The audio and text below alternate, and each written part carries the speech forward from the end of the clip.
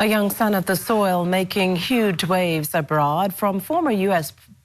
First Lady Michelle Obama to the city of Montreal to the entire Bahamas. Nicholas Johnson's profound achievement as the first black valedictorian from Ivy League Princeton has left everyone elated, including, of course, his parents, who spoke with our Jimenita Swain. He's the first black valedictorian in Princeton's 274-year history. 22-year-old Nicholas Johnson, whose accomplishments have been celebrated the world over. His father, Dr. Dexter Johnson, and mother, Anita Johnson, spoke to ZNS News via Zoom Wednesday.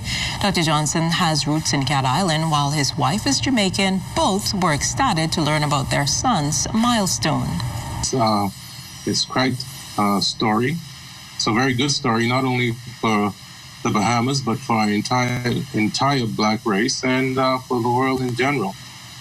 It's about time something like this had happened at Princeton University. We were very excited and happy for Nicholas. We felt that, knowing him to be such a diligent student and for many, many years.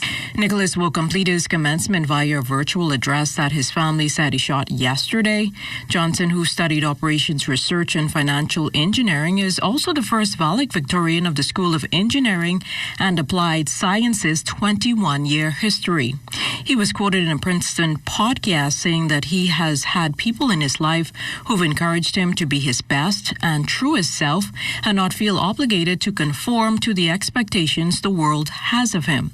Nicholas also tweeted, "I feel a lot of pride in the fact that I am the first black valedictorian because the history of black individuals, the history of African American individuals in the United States, is one filled with injustice and filled with countless challenges we have had to face."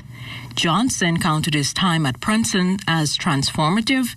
Even now, he continues with final exams. He's in fact in the middle of his final exams, still having several assignments that are due.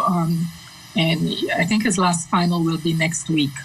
So after that, he will be more available. Yeah, he will be more than happy to come back. I want him to come back and speak to our people live on ZNS. It's important that the young people of the country see him, and particularly our young black man.